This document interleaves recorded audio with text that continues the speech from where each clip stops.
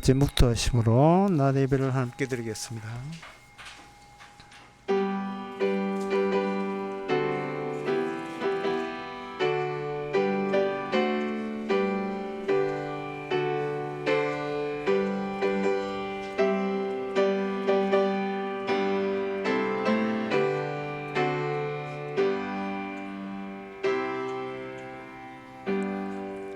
전능하사 천지를 만드신 하나님 아버지를 내가 믿사오며 그 외아들 우리 주 예수 그리스도를 믿사오니 이는 성령으로 잉태하사 동전 마리게 나시고 본디오 빌라도의 고난을 받아사 십자가에 못 박혀 죽으시고 장사한 지 사흘 만에 죽은 자 가운데서 다시 살아나시며 하늘으로 사천능하신 하나님의 편에 앉아 계시다가 저 산자와 준자를 심판으로 오시리라.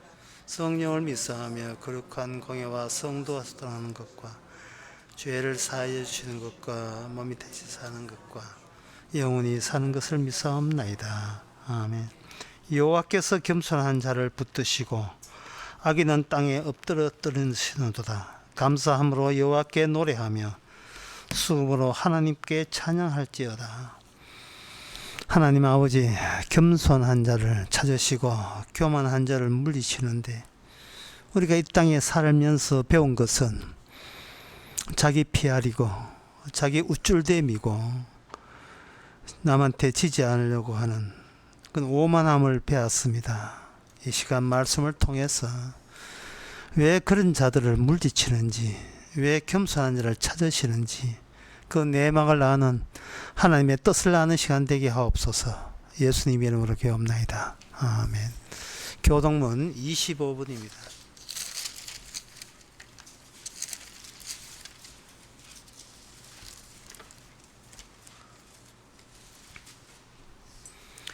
내 영혼아 여호와를 송축하라. 내 영혼아 여호와를 송축하며 그 모든 은택을 잊지 말지어다.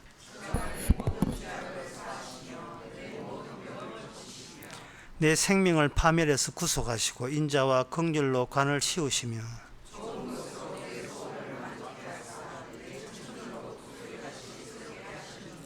여호와는 자비로우시며 은혜로우시며 노하기를 더디하시며 인자하심이 풍부하시도다.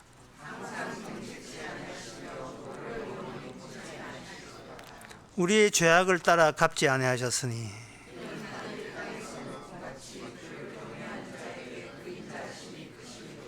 동이 서에서 먼 것 같이 우리 죄가를 우리에게서 멀리 옮기셨으며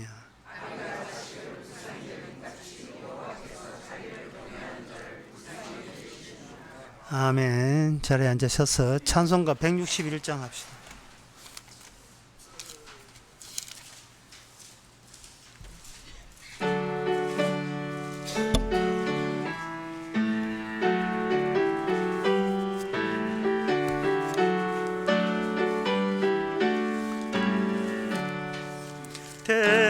대속하신 구주께서 구름 타고 오실 때 천만 성도 함께 모여 주의 뒤를 따르네. 할렐루야 할렐루야 우리 구주 오시네. 엄숙하신 주의 모든 사람 배울 땐 주를 팔고 십자가에 못을 박던 자들이 슬피 울고 가슴 치며 참 메시아 뵙겠네. 주가 당한 고난한 자 모든 사람 배에 구원받은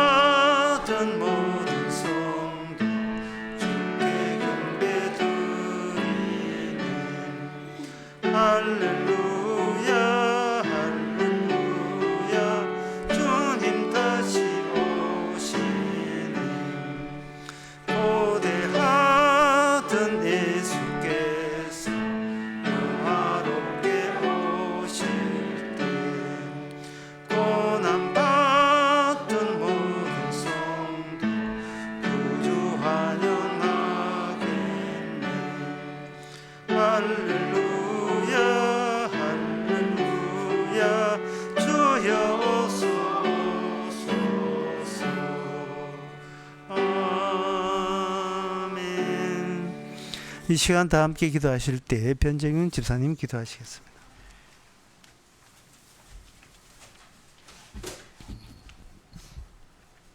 주님, 오늘도 주님의 말씀으로 모일 수 있는 시간을 허락하시니 참으로 감사합니다.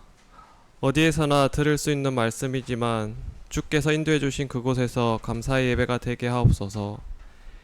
이 시간을 통해 나의 무한한 가능성을 높이고자 나왔습니다.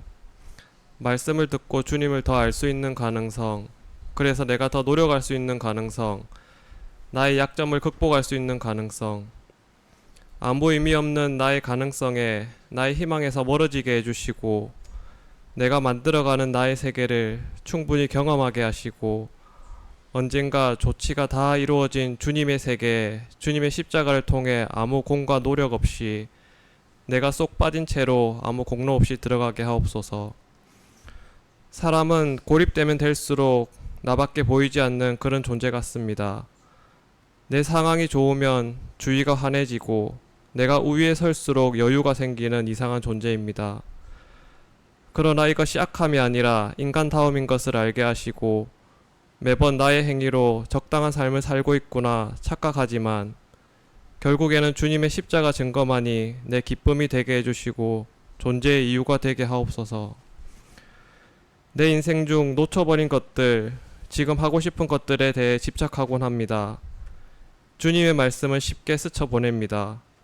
주님의 십자가의 보혈과 연결될 수 있을지 가능성이 없고 막막해서 포기하기도 합니다.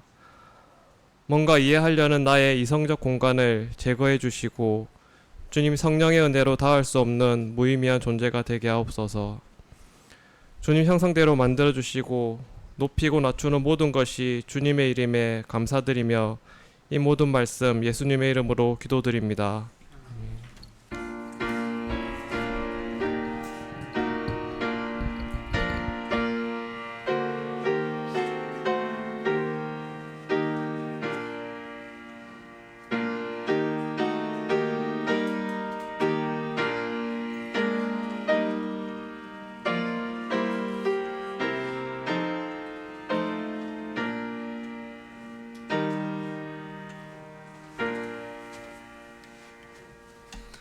네, 이 시간 광고 시간입니다. 광고 없으면 찬송가 208장 합시다.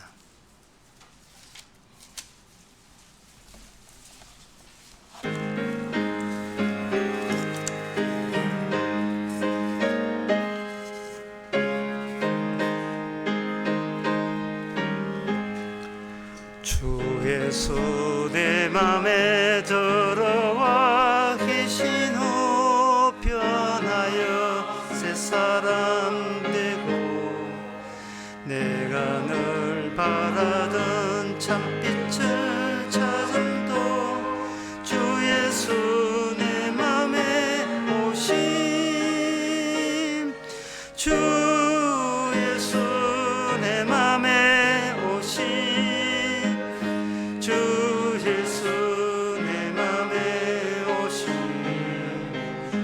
물밀던 내 맘에 기쁨이 넘치는 주 예수 내 맘에 오심 주 예수 내 맘에 들어와 계신 후 망령된 행실을 머리털보다도 더 많던 내 죄가 눈보다 더 이어졌네 주 예수 내 맘에 오심 주 예수 내 맘에 오심 물밀던 내 맘에 기쁨이 넘치는 주 예수 내 맘에 오심 내 맘에 소망을 든든히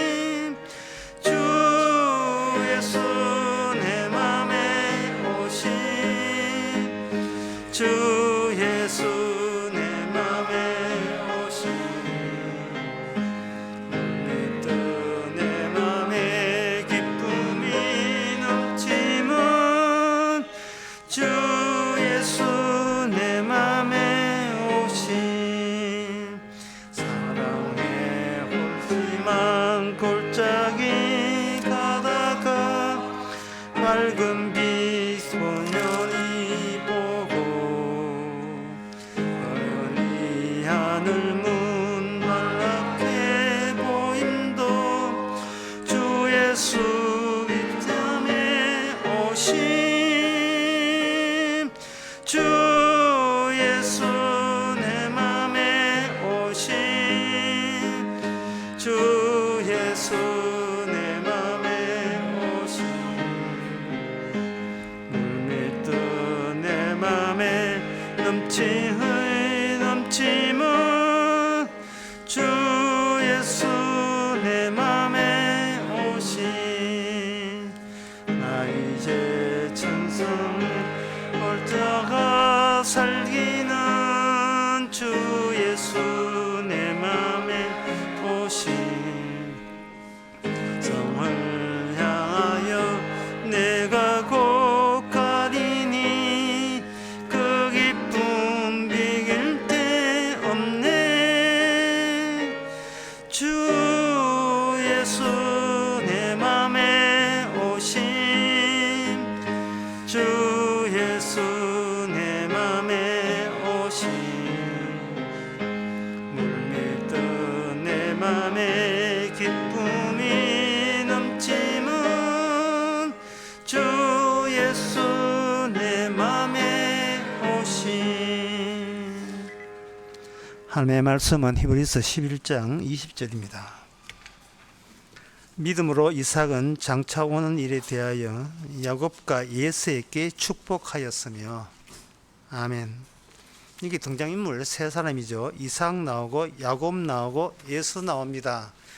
특히 이삭 같은 경우에서는 이 오늘 20절 본문 가지고 다 설명할 것이 아니고 19절을 각 연관시키면 되겠습니다. 19절에 이삭에 대해서 이렇게 이야기합니다. 죽은 자 가운데서 다시 살리시다. 죽은 자가 왔는데 이삭은 죽었어야 되는데 하나님과 아버지 아브라함의 관계성 속에서 도로 살아남은 자가 이게 이삭이라는 겁니다.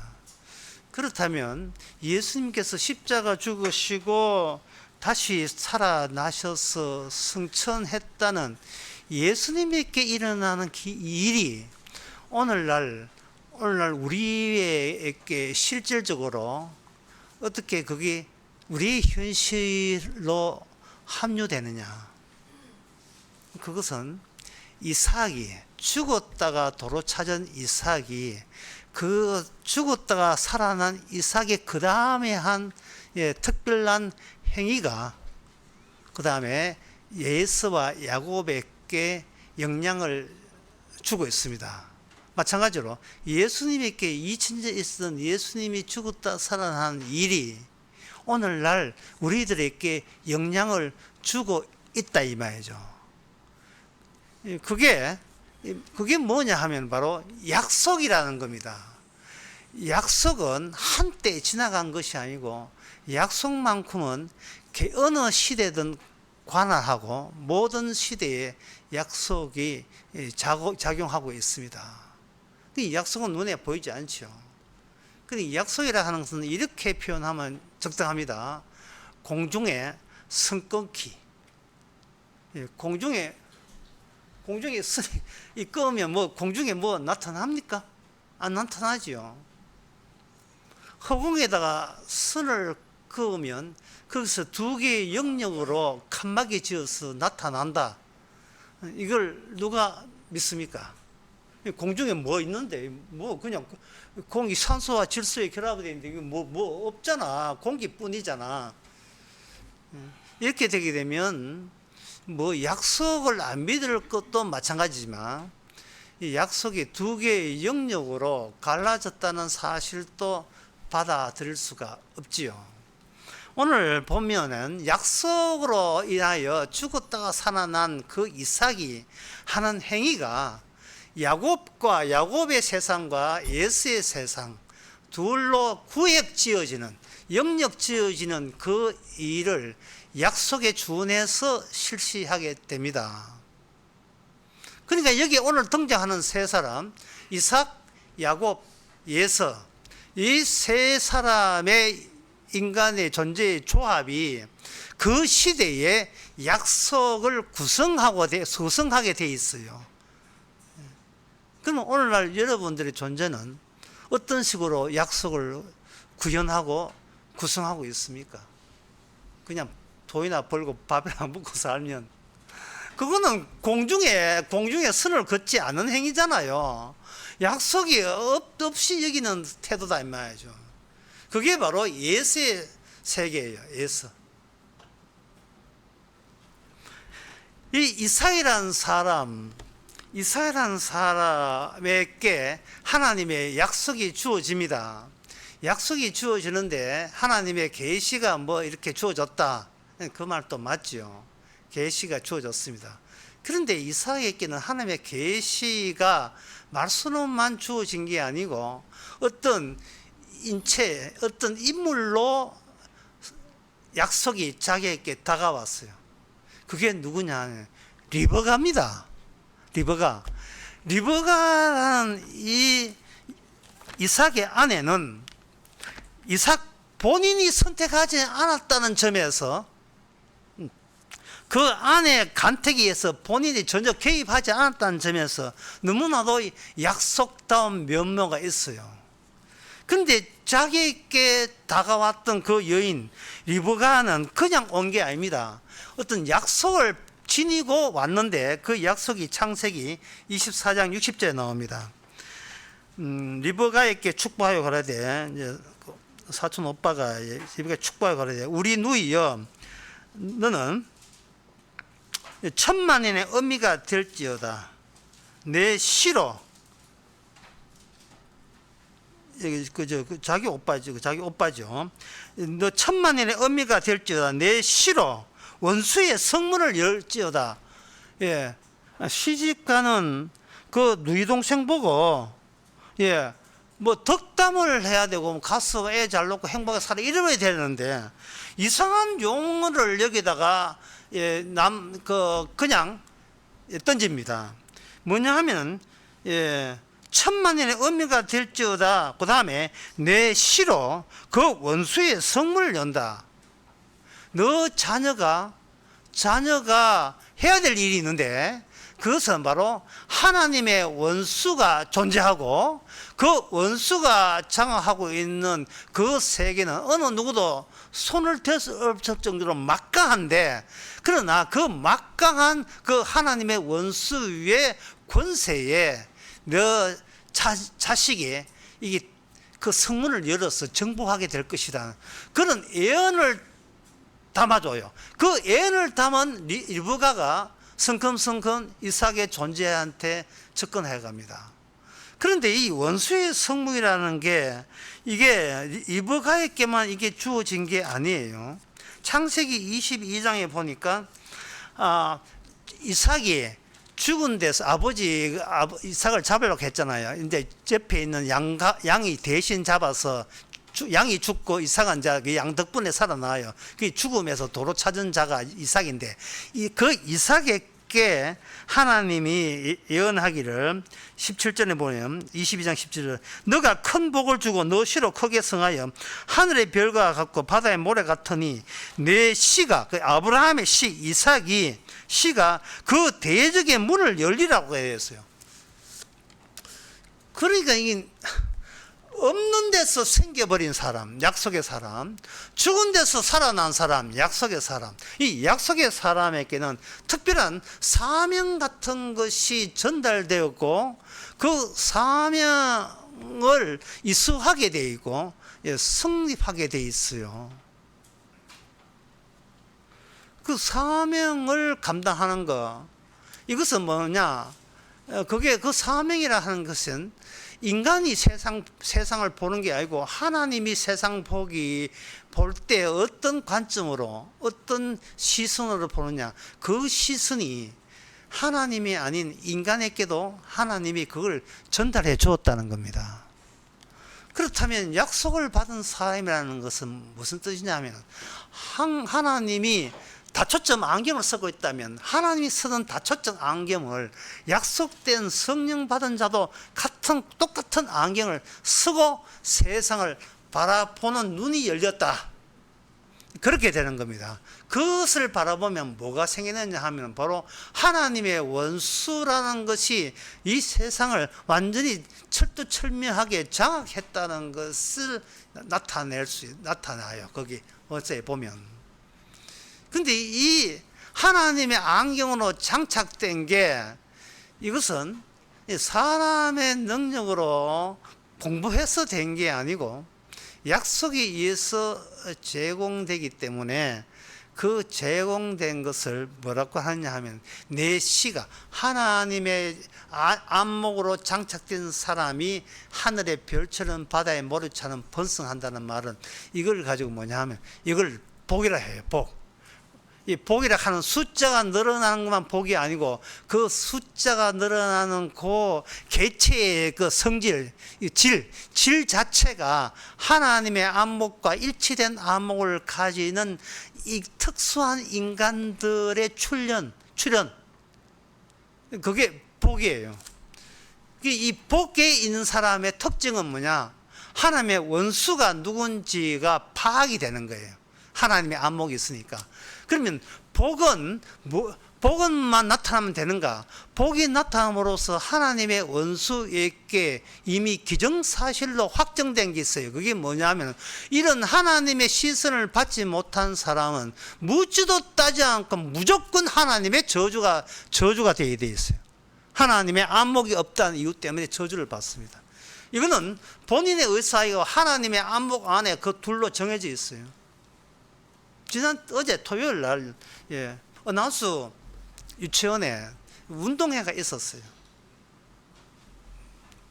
그 은하수 유치원에 이제는 졸업반 어르신이가 되어가지고 우리 이제 손자도 그 가는데, 근데 가기 전에 그 학부모들에게 그 은하수 유치원에서 당부하는 조건이 있었어요. 청구는 무조건 검은색 복장, 그리고 백군에 속한 아이들 학부모는 무조건 흰색 복장을 했어요.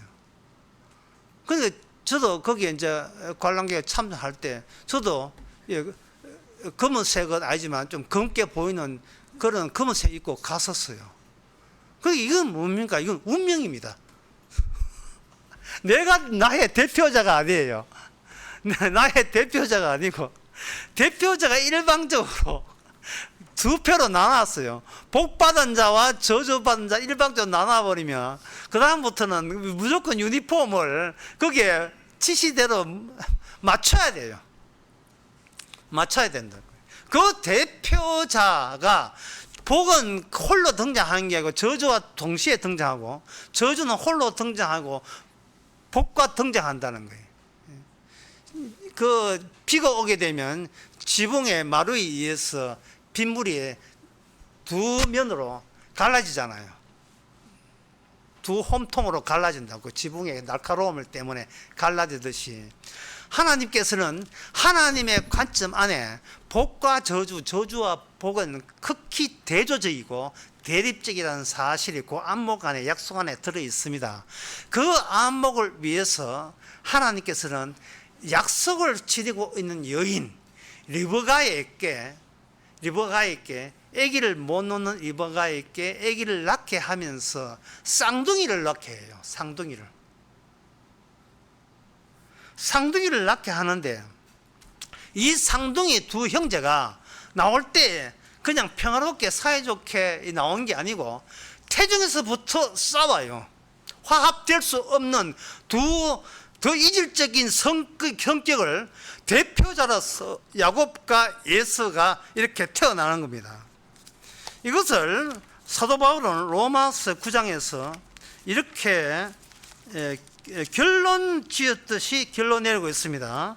로마서 9장 9절에 보면 약속의 말씀은 이것이라 향년 이때에 내가 이르니 사라에게 아들이 있으리라 하시느니 이뿐 아니라 이분화 10절에 보면 이분화라도 리버가가 나와요. 리버가가 우리 조상 이삭의 한 사람으로 말미암아 잉태하였는데 그 자식들이 아직 나지도 아니하고 무슨 선이나 악을 행하지도 아니한 때에 택하심을 따라 되는 하나님의 뜻의 행위로 말미암지 않고 오직 부르시는 이로 말미암게 설해함이라. 리버가에게 이르시되 큰 자가 어린 자를 섬기라 하셨나니 기록된 바 내가 야곱을 사랑하고 예수는 미워했다. 야곱은 사랑하고 예수는 미워했다. 나수 정해야 한다로 나는 이미 까만 복장하고 가야 돼요. 이거 내가 무슨 선이나 악을 행하기도 전에 이미 결정된 거예요. 하나님께서 이 싸움의 경로를 이렇게 설명하고 있습니다. 먼저 태어난 자가 맞이가 되고 나중 태어난 자가 맞이가 못 되는데, 인간 세계에서 맞이는 아버지의 모든 복은 상속권은 아버지의 상속권은 맞이한테 넘어가요. 쉽게 말해서 아버지의 사망 보험금은 맞이한테 넘어간다, 이런 뜻이에요. 다 맞이한테 넘어가는데, 하나님께서 그 창세기 25장에 쌍둥이를 놓으면서 쌍둥이에 대해서 지금 하나님의 원수가 장악하고 있는, 다시 말해서 하나님의 약속의 시선을 장착하지 못한 일반인들이 쌍둥이에 대해서 어떤 생각을 갖고 있는가를 그걸 전제로 해서 하나님께서는 창세기 25장의 계시를 이렇게 이야기합니다. 두 국민이 25장 23절에 두 국민이 네 태중에 있구나. 두 민족이 네 복중에 나누리라. 이 민족이 저 족속보다 강하겠고 큰 자가 어린 자를 섬기리라. 큰 자가 어린 자를 섬기리라 하고 그 다음에 먼저 나온 자가 예수고 나중 나온 자가 야곱이다 되어 있어요. 그러니까 먼저 나온 자가 복된 자고 나중에는 그 형님한테 종속되는 자라고 차자가 되어서 모든 복은 맞이한테 쌍둥이라도 먼저 나온 자가 맞이가 된다. 그게 모든 복은 맞이한테 간다. 이거는 하나님의 약속에 장착되지 않은 모든 인간의 상식적인 암묵입니다. 그 암묵을 딱 깔아놓고 하나님께서는 이제는 큰 자가 어린 자를 섬기게 된다. 종이 된다는 거예요. 이걸 바꾸치기 하는 거예요. 하나님 바꾸치기, 의도적으로 바꾸치기라는 그 사실에 강점을 주는 겁니다. 이 바꾸치기 하시는 하나님의 이유는 요한복음 5장 24절에서 그 종속적인 의미가 나와요. 그게 뭐냐 하면 사망에서 생명으로 옮겼느니라. 사망에서 생명으로 옮겼느니라. 내 말을 믿는 자는 영생을 얻었고 사망에서 생명을 옮겼다고 되어 있어요. 그러면 이거는 뭐냐 하면 하나님의 암호 보면 우리는 이미 죽은 자예요. 그냥 사망에서 사망이에요. 그런데 하나님께서 여기에 하나님의 약속되시는 예수님이 하나님의 아들이 여기에 개입되게 되면 어떤 전복되는 반전이 일어나는데 죽어야 되는데, 마땅히 죽어야 되는데 이게 사는 수가 있는 거예요. 사는 수가 이게 전복된다, 반대가 된다, 뒤집어진다. 결말이 제가 이렇게 이야기하는 이유가 창세기에 보면 나무 두 개의 나무가 있는데 하나는 생명나무가 하면 선악과예요. 이미 하나님께서는 선악과 따먹는 정령 주우리라 했습니다. 그래서 인간들은 선악과 따먹기 때문에 정령 반드시 필히 이거는 뭐 예외 없이 모두 다 죽어야 됩니다. 이거예요. 여기 어떤 반전은 인간에게는 기대해서는 안 되는 거죠. 그래서 흙으로 났으니 흙으로 돌아가라. 주께서는 아마 여지 없지요. 예. 그냥 죽여버려요. 그래서 모든 인간은 살았다 죽는 것이 너무나 당연하고 그걸로 이야기가 끝인 걸로 알고 있는데, 여기서 사람의 이야기하고 하나님의 이야기가 달라요. 사람의 스토리와 하나님의 스토리가, 인간은 자기 자신을 경험으로 해서 스토리 하지만 하나님의 스토리는 인간의 경험으로서는 지어낼 수 없는 스토리가 따로 마련되어 있습니다. 선악과에서는 반드시 죽어야 되는데 생명나무가 선악과 속에 개입되는 이 개입됨으로 말미암아 생명나무에서 끊어진 자는 죽는다. 그 죽음 안에 생명나무가 끼어든다. 여기서 드디어 죽은 자야 마땅한 자에게도 드디어 사망에서 생명으로 옮기는 일들이 일어나게 될 것이다. 이것이 바로 아들을 보낼 때에 아들이 짊어지고 온 하나님의 약속의 성취입니다. 이것이 바로 하나님의 안목을 지닌 자에게 주어지는 거예요. 그래서 하나님께서는 어차피 쌍둥이 태어나도 맞이 따로 있고 둘째 따로 있거든요. 한꺼번에 둘이 나올 수는 없기 때문에. 그런데 하나님께서는 쌍둥이로 놓게 하고 첫째와 둘째를 차례로 나오게 함으로써 이 아이들은 하나님의 그 다음 세대에 하나님이 활용하시는 약속으로 보는 거예요. 따라서 이 그 다음 야곱과 예수가 조합이 되어서 따로 놀면 안 됩니다. 같이 연결되어서 약속을 구현한다면 이 약속 자체를 알기 위해서는 이들의 삶은 다시 어디로 가야 되느냐? 쌍둥이 되기 전의 시점으로 되돌아가야 돼요. 쌍둥이 되기 전의 시점으로 돌아간다고요. 그러면 쌍둥이 되기 시점에서는 되돌아가면 뭐가 있죠? 그거는 야곱도 없고 예수도 없는데 뭐가 있어? 이렇게 이야기할 거예요. 그걸 로마서 9장에서는 뭐냐? 아직 야곱도 태어나지 않고 예수도 태어나지 않은 그 전에 이미 야곱과 예수에 대한 약속이 있었다는 거예요. 사람의 안목은 태어난 시점부터 시작하기 때문에 태어나기 전 본인이 없어요. 없기 때문에 아무것도 없는 것과 자신의 운명과는 이거는 상관없다고 얘기거든요. 근데 하나님의 스토리는 뭐냐? 네가 태어나기 전에 뭐가 있었다는 거예요. 그게 하나님의 약속이라는 겁니다. 말씀이라는 거예요. 말씀. 그리고 그 말씀은 네가 태어나서 어떻게 살았던 상관없이 어떻게 행하는가 관계없이 영향받지 않고 약속이 약속대로 그냥 실현해 완성해버리는 거예요.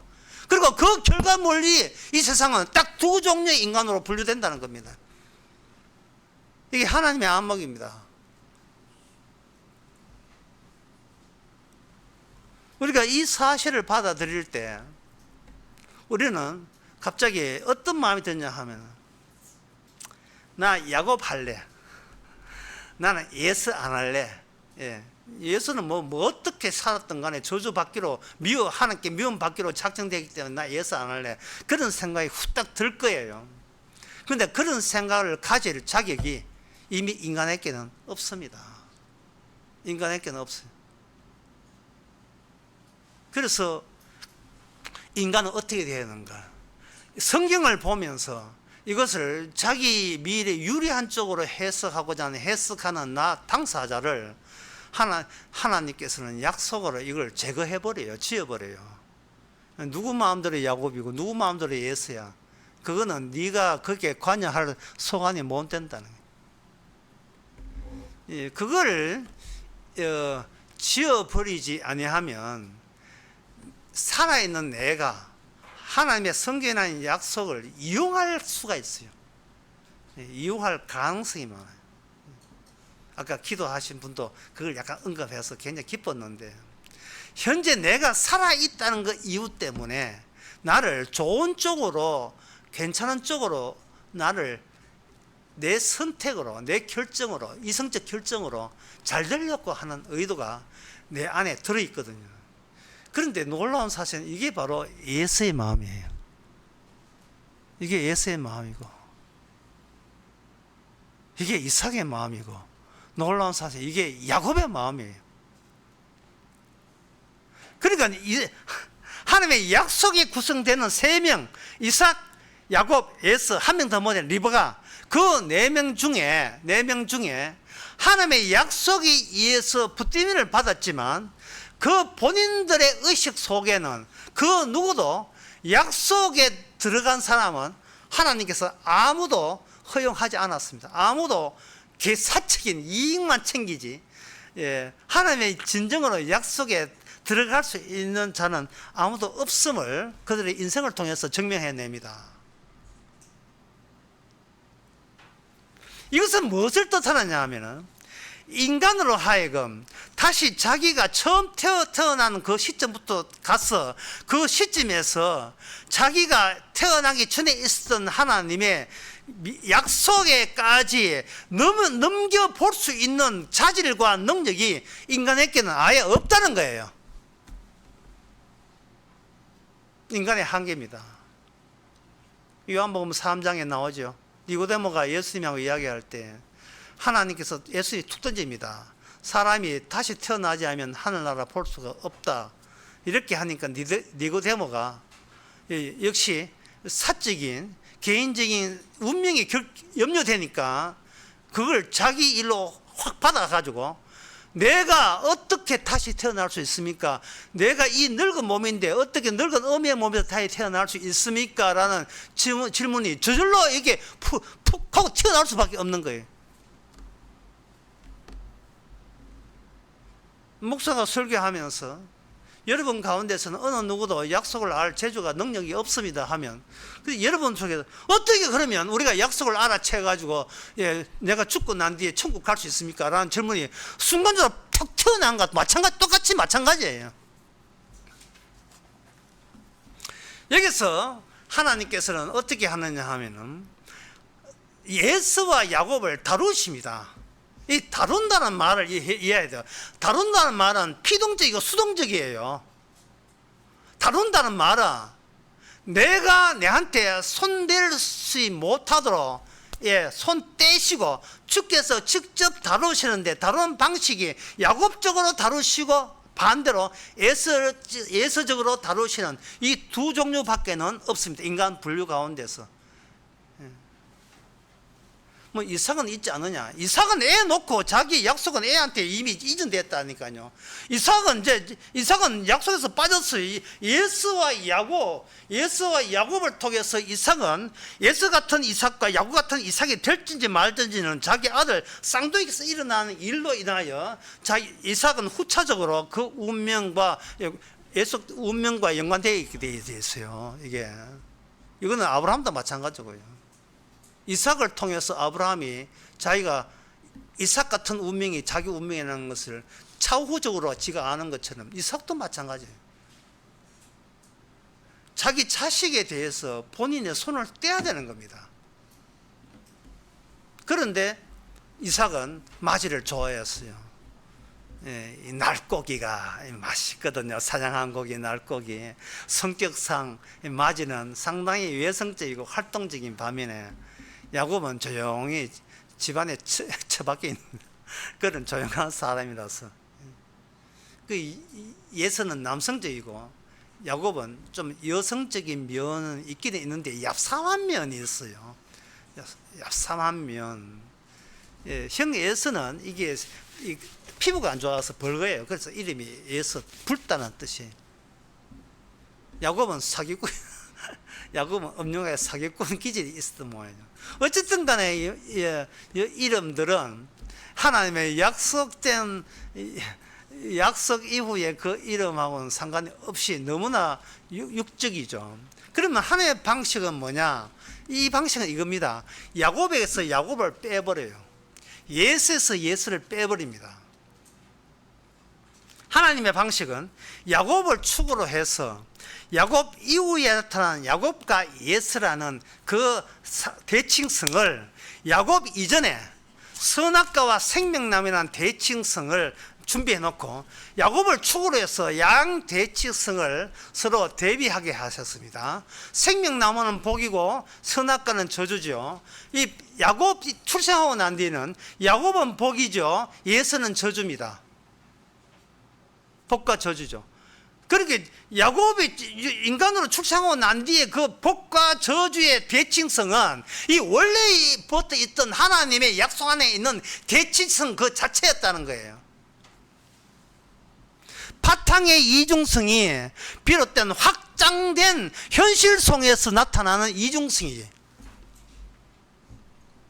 인간의 세계는 그 구조 안에 담겨 있습니다.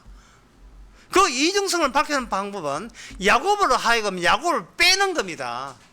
야곱에서 야곱을 빼면, 이거는 야곱의 죽음을 의미하는 거예요. 죽음을 의미해. 야곱에서 야곱을 빼버리면 야곱은 제로가 될까요? 이게 사람이 있는데 사람이 죽었다 그러면 그 사람이 없지요. 제로가 되는 겁니다. 예수가 죽으면 예수의 자리는 진흙이 되고 제로가 돼요. 0이 돼요. 그런데 야곱에서 야곱을 빼버리니까 거기서 이스라엘 등장했습니다. 창세기 32장. 해가 뜰 때에 야곱에게 축복한 하나님의 쪽은 없어졌지만 남아있는 흔적은 야곱이 쩔뚝쩔뚝 절지요. 지난밤에 무슨 일이 있었다는 겁니다. 내 목숨이 날아갔다는 거예요. 야곱이라는 이름이 하나님께서는 안 받아줬다는 것을 지난밤에 알게 됐다는 겁니다. 야곱은 악자같이 자기가 바르게 살고 착하게 살면 그만한 가치가 내한테 남아있다고 생각했어요. 윤리적이고 도덕적으로 살면 그 윤리적 도덕이 나로 하여금 더 가치 있는 인간으로 남아있다고 생각하는 거예요. 그러나 하나님께서는 뜻은 야곱에게 바르게 사는 걸 요구하는 것이 아니고 야곱이 죽기를 바랬던 거예요. 근데 그냥 죽어버리면 예수가 되거든요. 죽기 전에 바꾸치기가 한 상태에서 예수가 죽기를 바란 겁니다. 야곱이 살아있을 때 야곱이 아닌 다른 존재로 바꾸치기 하는 거예요. 이 이름이 바꾸치기 하는 거예요. 이름이. 이게 바로 그 히브리서 11장에 나오는 아브라함에게 죽었던 죽은 데에서 죽음에서 도로 살아남에 대한 그 과정이 그 다음에 연차 주어지는 모든 시대의 약속의 사람에도 동일한 본질이 그 안에 전부 다 안고처럼 들어가 있어야 돼요. 죽은 데서 살지 않으면 어느 누구도 천국 갈 수 없는 겁니다. 1950년도에 12월 달에 흥남부도에서 사람이 60명의 정원인 배에 14,000명이 타고 흥남부도에서 철수작전이 벌어졌습니다. 6.25 전쟁 때 60명 타고 나머지가 이제 이렇게 전차단지 병기를 실기 위해서 화물선인데 거기 통역사가 용기 내서 간곡하게 그 선장한테 그 빅토리아 화물선에게 선장한테 이야기해가지고 하고 3일 동안 23일 날 출발해가지고 크리스마스 날 25일 날 거제도에 도착했어요. 도착했을 때 도착하고 난 뒤에 그때 거제도 주민들이 쫓아나와서 그 사람을 거제 국민학교에다가 모시고 그것도 각각 가정에다가 모시고 그 밥을 주면서 그 14,000명을 그때 미기 살렸어요. 그 내려오면서 아이가 5명 태어났는데 그 살 사이에 이름을 그 배 사람들 이름을 지었어요. 김치 1, 김치 2, 김치 3, 김치 4, 김치 5 이름 지었습니다. 새 이름을 준 거죠. 그 김치 5가 이경필 씨인데 이경필 씨가 지금 거제도에서 지금 수의사로 가축 병원하고 있어요. 자, 이름이 바뀌었다는 건 뭐냐? 죽음에서 도로 얻어냈다는 거예요. 근데 죽음에서 도로 얻어냈는데 얻어낼 때 뭔가 하나님의 약속, 선악과 따먹는 정령 죽으리라는 이 명확한 철칙, 이는 살지 못해. 너는 생명 나무는 끝났어. 너는 영원히 지옥 가야 돼. 라는 것을 통과하지 아니하면 이거는 제대로 이름 바뀌었다고 할 수가 없어요. 흥남부도 6.25 전쟁 그런 죽음 아닙니다. 완전히 근원적인 죽음, 이 근원적인 죽음을 그걸 통과하지 않으면 근원적인 생명에 이를 수가 없습니다. 사망에서 생명으로 옮기려면 그 살아있을 때 그냥 자살해 죽는 거 말고요. 근원적인 죽음이 있어요. 근원적인 죽음이. 이 근원적인 죽음을 하나님의 계시 약속이 이걸 자기 백성에게 실시를 합니다. 실시하는 방법은 이거예요. 운동 에너지에서 위치 에너지를 빼는 거예요. 라그랑주 함수라는데 물리학에서 이게 운동 에너지 위치 에너지를 이걸 뺀다는 것은 바로 내 위치라는 게, 내가 일어나는 내 모든 운동이 내가 알고 있는 나와 결부되지 않는다는 것을 아는 거예요. 이 사실을 알기 위해서 하나님께서는 꼭 필요한 사람이 있었는데 그게 바로 예수입니다. 예수. 지금부터 저를 따라서 잠시 예수가 함께 해봅시다. 예수 아니고 예수. 예수가 뭐냐 하면은, 예수는 이겁니다. 나 말고 다른 나는 내게 없다는 게, 이게 예수예요. 나 말고, 지금 있는 나 말고 나는 없다. 다시 말해서 예수하고 야곱의 차이는, 야곱에는 아무리 이미 맞이하고 둘째가 이미 규정이 되어도, 다 결정되어도 아직도 야곱은 쌍둥이라는 사실을 잊지 않고 있는 게 야곱인데, 예수는 이미 맞이가 된 상태이기 때문에 쌍둥이 의식이 없어요. 내가 왜 둘이 돼야 돼? 나는 하나야. 처음부터 하나였고 지금도 하나고 앞으로도 하나일 거야.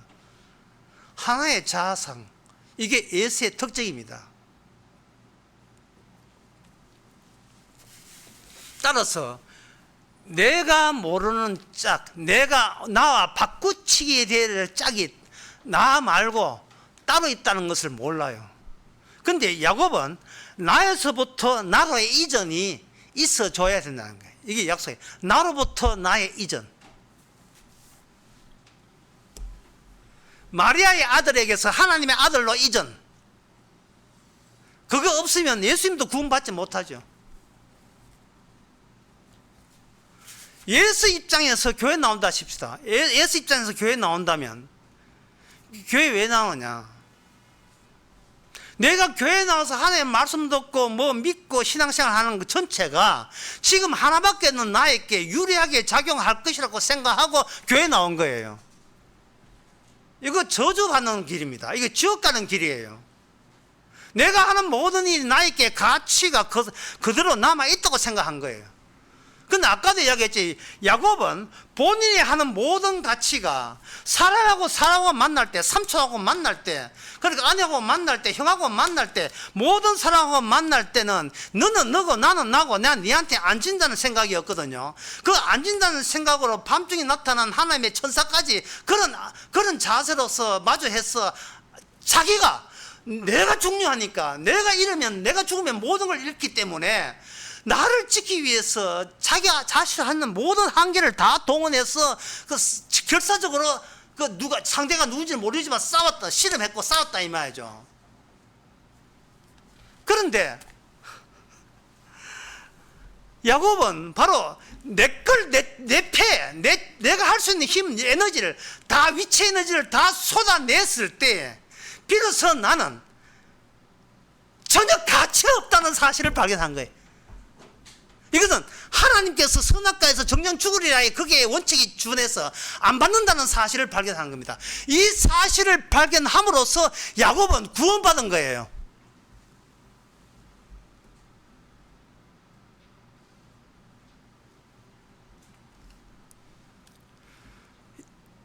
만약에 여러분들이 예수라면 나중에 이렇게 마지막 남은 변명을 하나님의 심판 때 할 겁니다. 이렇게 변명할 거예요. 살아남기 위해서 열심히 산 것도 이게 뭐가 나쁩니까? 내가 살아남기 위해서 열심히 사는 것도 내가 이게 과연 나빠요? 예? 헤어진 결심이 나온 대사지만, 예, 사랑하는 내가 그렇게 나빠요 하는 것처럼 내가 열심히 사는 것이 이게 나쁩니까? 내 자식 키우고, 예, 밥 먹고 살려고 우리 식구 할 거 열심히 애쓰는데 이게 과연 이것도 그렇게 질책당할 나쁜 일입니까? 하나님 묻지요. 누굴 살리려고 했지? 나요, 나. 이 또 저주 갈 사람 또 등장했네. 예. 그게 네 안목이야. 하나님의 안목이 아니에요. 너는 내 위주로, 내 사는 것 위주로 할 때, 너는 창세기의 3장, 2장, 선악과 따먹이는 정령 줄이라 하는 하나님의 말씀을 개무시하고 있다. 그 개무시한 거지. 그래서 주님이 없는 사람, 주를 믿지 않는 사람은 그 자체가 지옥입니다. 왜 지옥이냐 하면 자기가 존재해야 될 이유와 그 정당성과 자기의 모든 것을 본인이 그걸 다 커버해야 된다는 짐을 스스로 지고 있기 때문에 그래요. 나는 살아남을 가치가 있다에 필요한 모든 업무를 본인이 충당해야 돼요. 본인이. 뭐가 나쁜데? 맨날 뭐가 나쁜데? 교회 다니면서 신앙생활 한 게 뭐가 나쁜데? 기도한 게 뭐가 나쁜데? 헌금한 게 뭐가 나쁜데? 전도한 게 뭐가 나쁜데? 한 달 뒤에 붙는 게 뭐가 나쁜데?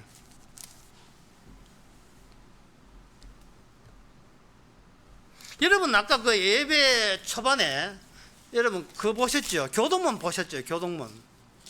오늘 교동문 25번이었습니다.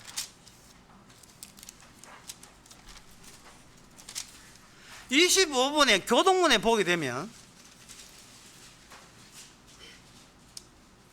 동이 서에서 뭔같이 우리 죄악을 우리에게서 멀리 옮겼었으며 항상 경쟁치 아니하시고 노를 영원히 품지 않다. 우리의 죄악을 따라 갚지. 우리를 죄악을 따라 갚지 않았으니 우리가 죄악 하는데 따라가면서 죄를 갚자. 이 말은 뭔 뜻이냐 하면은 죄사함, 너의 죄를 사해 주는 게 아니고, 잘 들으세요. 주님은 우리의 죄를 사해 주는 것이 아니고요, 주님의 죄사함을 위해서 우리를 편입시킨 겁니다. 죄사함 받아서 신난다가 아니라 주님이 죄사하시는 분이 바로 주님이구나, 그걸 알아서 신난다 이 말이에요. 이제 같은 뜻 같은데 이상하게 다르지요, 뉘앙스가. 주님이 주인공 돼야 되는데 갑자기 죄사하면 내가 주인공 돼버렸어요. 교회 와서 죄사함 받겠다. 누구 좋아하라고? 내 좋아하라고? 그건 바로 이 지옥 간 사람이죠. 누가 종이고 누가 주인이에요? 주님께서는 이삭, 리브가, 야곱, 그리고 예서 써먹고 다 폐기처분 해버리고, 폐기처분 해버리고 그것을 그들이 출생하기 이전에 약속된 상태를 출생하고 난 뒤에 그들을 통해서 표현했다 이 말이죠. 그러면 주님의 약속 가운데 뭐가 들어있느냐 하면은 리브가, 이삭, 야곱, 에서 이 모든 네 가지를 주님이 다 품고 있는 거예요. 주님이 다 품고 있다 이 말이죠. 주님이 품고 있으면서 네 가지의 모든 것을, 사실은 두 가지로 나눌 수 있지만 네 가지 모든 것을 약속에 따라서 색깔별로 전부 나타내신 겁니다. 그것이 이 네 사람 태어나기 이전에 공중에 선 긋듯이 아무것도 없는 데서 결정된 약속의 이 인간이 출하고 난 뒤에 그게 그대로 그들에게 할당이 되는 겁니다. 할당이 되게 되면 우리는 어떤 입장에 있느냐 하면은 이삭 아이고 야곱처럼 된다면 우리는 구원받겠다는 생각 그 자체가 예수적 생각입니다. 특히 예수 입장을 우리가 따라가려면, 예수의 마음을 알려면 예수 입장이 충분하게 돼야 되거든요. 창세기 25장 29절에서 34절까지 약간 길지만 제가 후딱 읽어 드리겠습니다. 야곱이 죽을 수 없더니 예수가 들에서부터 돌아와서 심히 곤비하여 야곱에게 이르되 내가 곤비하니 그 붉은 것을 나로 먹게 하라 한지라. 그러므로 예수의 별명은 에돔이더라. 야곱이 가로되 형의 장막의 명분을 오늘날까지 장자의 명분을 오늘날 내게 팔라. 예수가 가로되 내가 죽게 되었으니 이 장자의 명분이 내게 무엇이 유익하리요. 야곱이 가로되 오늘 내게 맹세하라. 예수가 맹세하고 장자의 명분을 야곱에게 판지라. 야곱이 떡과 팥죽을 예수에게 주매 예수가 먹으며 마시고 일어나서 갔으니 예수가 장자의 명분을 긍휼히 여기었습니다. 이랬어요. 이게 뭐냐 하면은 우리가 예수 입장이 되어 보세요. 예수 입장인데 자기는 배고픈데 마치 자기가 제일 좋아하는 팥죽을 끓인 냄새가 왔다 진동했다 이 말이죠. 자기는 지금 사냥해가 배고픈데 그럴 때 동생이 얼토당토 않는 한심스럽게 짝이 없는 제안을 합니다. 이거는 거래 조건에 맞지도 않다 이 말이죠. 내가 뭘 주면 나는 뭐 주겠다. 예. 내가 이렇게 할 테니까 당신은 뭘 주겠습니까? 이게 거래 조건이잖아요. 근데 거래 조건이 말도 안 되는 거래 조건을 제시한 거예요. 뭐냐 하면은 형한테 팥죽 줄까? 더! 그러면 니는 뭘 원하는데? 형의 장자를 원한다. 그 소리 듣고 예수가 얼마나 한심스럽게 여겼겠습니까? 이게 아무리 철이 없어도 이렇게 철이 없나? 이미 장자는요, 이미 태어날 때 이미 결정 났어요. 예, 먼저 태어난 걸 어쩌라면 먼저 태어났는데. 먼저 타는데 나중에 와서 팥죽 한 그릇 묻는다고 시장 통해서 그 칼국수 한 잔 막 먹는다고 해서 부산 가서 돼지국밥 먹는다고 그게 바뀌집니까? 이 말이 안 되죠. 집안에서 이걸 한번 연구로 만들어 보세요. 형이 바깥에 돌아와가지고 과일 먹고 싶다 하는데 마지막 과일을 그 수박 조각을 동생이 쥐고 있다 이 말이죠. 쥐고 있을 때 형이 와서 야 수박 내주면 안 돼? 그러면 형 내줄 테니까 이제부터 형이 동생하고 내가 형제라. 그래 네 마음대로 하세요. 네 빨리 수박이나 그때 네 수박이나 내놔. 그게 이 거래, 여러분 거래 조건이 된다고 생각합니까? 예수의 관점, 하나님의 관점이 없는 예수의 관점에서는 이 복음이 말도 안 되는 소리, 전부 다 말도 안 되는 소리예요. 예수님이 성천을 했다고 말도 안 되는 소리예요.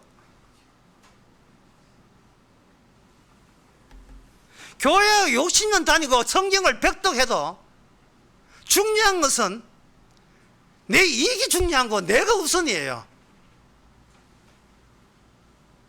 만약에 하나님이 없지만 만약 있다고 치면 내가 하나님을 위해서 교회에서 열심히 봉사한 게 내가 나한테 이 가치로 쌓이고 저축이 되어 있다고 생각하는 거예요. 왜? 내가 중요하니까, 내가 우선이니까요. 그 점은 야곱도 만만치 않아요. 둘 다 마찬가지라니까요. 둘 다. 그래서 교회 나올 때 여러분 특별히 예수의 관점으로 교회 나오시기 바랍니다. 예수의 관점으로. 오늘 설교가 내한테 무슨 이익이냐? 예수입니다. 이거 믿었으니까 천국 가겠지. 예수입니다. 교회 백날 다녀도 내가 주님 앞에 놀아나고 있다는 생각을 못하는 한 그것은 예수입니다.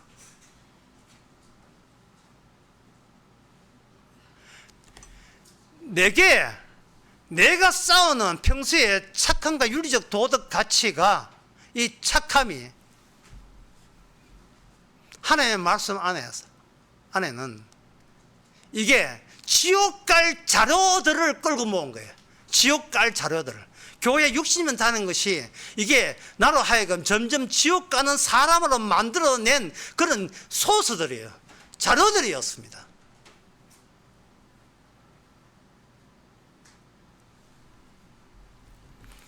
그러면 결국 야곱도 해결책 없고 예수는 물론 해결책 없고 이삭도 해결책 없어요. 당연히 없어야지요. 약속의 주인인데 인간이 지가 자기 운명을 변화시킬 수 없습니다. 그러면 오늘 본문에서 이삭은 약속을 알았다는데 이게 무슨 말이냐 하면요, 이삭이 하나님께 속았어요. 하나님께 속았어요. 이삭은 자기 아내한테 속았고요, 자기 아들한테 속았고요, 하나님께 속았습니다. 속음을 당하지 않고서는, 하나님께 속음을 당하지 아니하면요 구원받을 수 없습니다. 내가 믿는 하나님한테 우리는 철저하게 내가 믿는 하나님이 진짜 하나님이 아니고 내가 만든 하나님이라는 것을 철저하게 아는 것은 하나님이 나를 속여줄 때나 가능한 일이에요. 진짜 하나님이 나를 속여줄 때나. 이게 속여준다는 말, 그게 무슨 말이냐, 이런 말입니다. 하나님한테 우리가 물어요. 네 중국집에 데려가지고 네 짜장면 먹을래, 짬뽕 먹을래? 주님께 진지하게 우리의 선택한테 존중하는 것처럼 묻습니다. 짜장면요. 이렇게 하니까 하나님이 조방자 뭐 여기 짬뽕 2개 시키면서, 아따 짜장면 시켰으면 큰일 날 뻔했다. 큰일 날 뻔했다. 이게 뭐냐면 우리를 개무시하는 거예요. 우리의 존재 자체를 개무시하는 거예요. 이게 하나님의 안목이에요.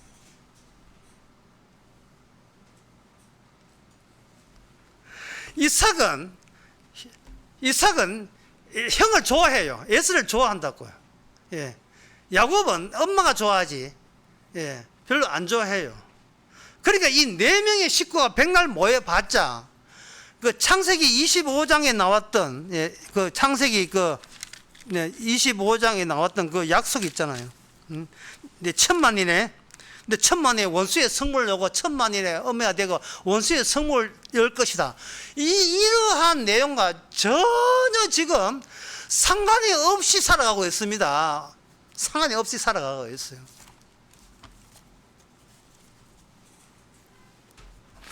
마치 조선 말기에 선교사가 어떤 양반집에 선교를 하면서, 예, 예수님께서, 예, 구름 타고 성천하셔서 부활해서 하늘로 올라갔습니다. 예, 이렇게 얘기하니까 아낙네가, 아이고 선교사님, 예, 그건 믿습니다 해놓고 그 다음날 그 양반 부인이 하는 일은 이불 호청 가는 일이에요. 이불 호청 가는 일. 주님의 성천과 이불 호청 가는 거와 무슨 관계 있습니까?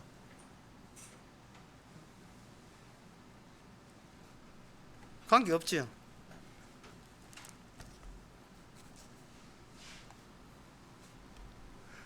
그런데 만약에 그 아낙네가, 그 양반 부인이 예수님의 성천 복음에 대해서 그냥 듣지 않고 성령에 의해서, 공중의 성권, 공중에 아무것도 없는데 활동하는 성령을 받아가지고 구약이 사망에서 생명으로 옮긴 쪽이 있다면, 옮긴 쪽에 만약에 속했다면, 성령에 속했다면, 그 사람은, 그 양반 부인은 그날 낮에 이불 호충 꾸미면서, 아이고 이게 무슨 소용이 있겠나, 이게 무슨 의미가 있어, 이게.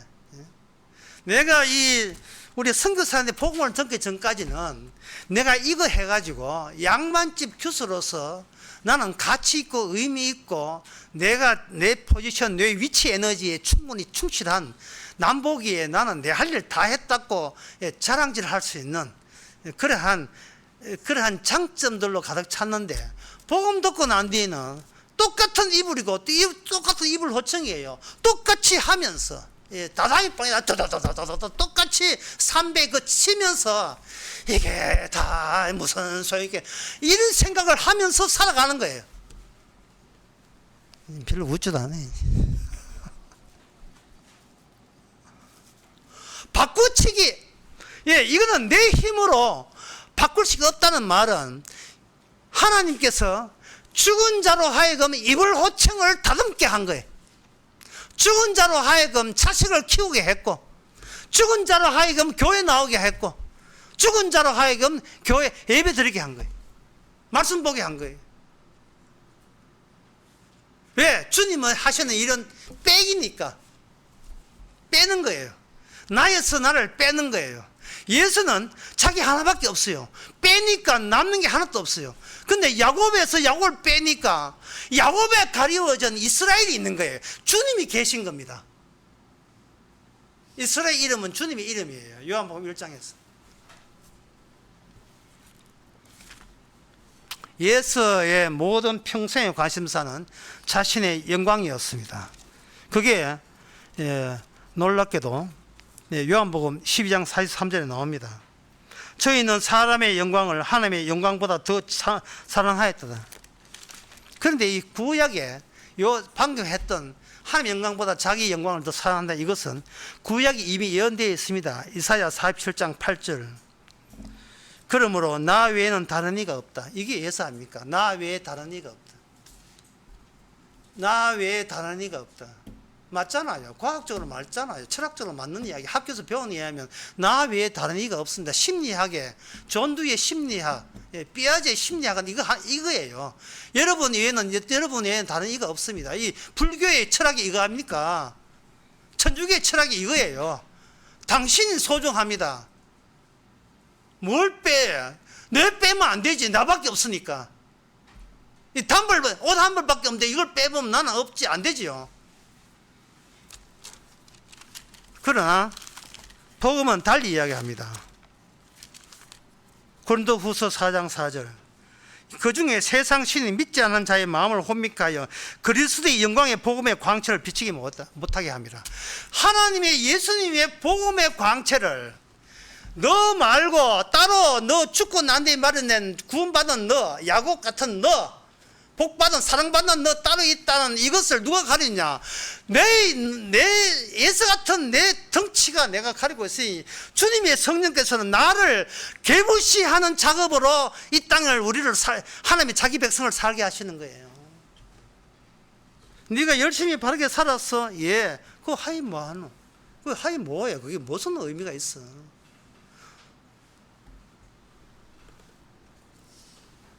끝으로 히브리서 2장 11절과 그 설명을 마치겠습니다. 히브리서 2장 11절. 거룩하게 하신 자와 거룩하게 함께 입은 자들이 다 하나에서 난지라.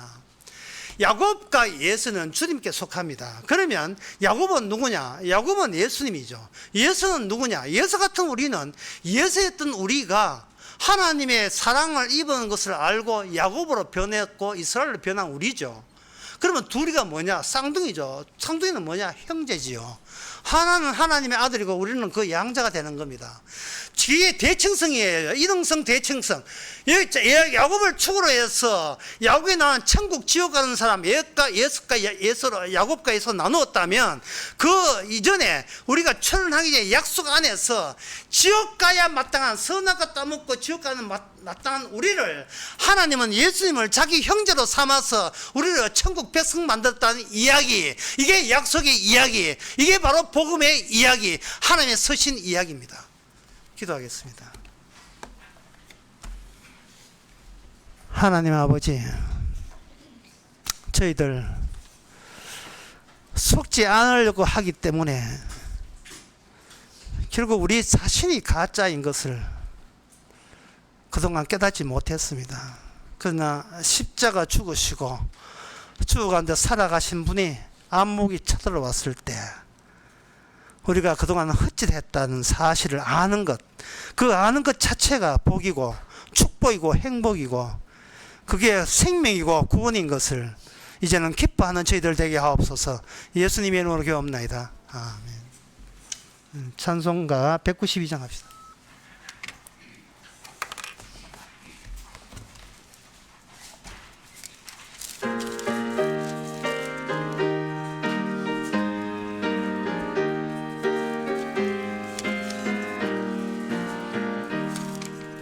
영원히 죽게 될 내 영혼 구하려 주께서 십자가 지셨네. 우리의 죄악을 용서해 주시려 갈보리 신문한 길 가셨네. 나의 죄 사했네. 나의 죄 사했네. 주님이 지신 십자가로 우리 주 예수님 날 대신하시고 죄 없이 십자가 지셨네. 나의 맘 깨끗게 하려고 오신 주 사랑은 한없이 크도다. 주께서 내 죄를 사하신 후로는 온전히 자유함 얻었네. 나의 죄 사했네. 나의 죄 사했네. 주님이 지신 십자가로 우리 주 예수님 날 대신하시고 죄 없이 십자가 지셨네. 언제나 주님의 능력을 힘입고 이 세상 기쁘게 살겠네. 나의 죄 사하여 깨끗게 했으니 언제나 찬송을 부르리. 나의 죄 사했네. 나의 죄 사했네. 주님이 지신 십자가로 우리 주 예수님 날 대신하시고 죄 없이 십자가 지셨네. 기도합시다. 지금은 우리 주 예수 그리스도 은혜와 하나님의 크신 사랑과 성령의 충만하심이 내가 어떻게 예수인가를 먼저 알았어. 야곱이신 주님이 어떻게 죄 사함에 집어넣었는지를 깨닫는 모든 성도에게 함께 있을지어다.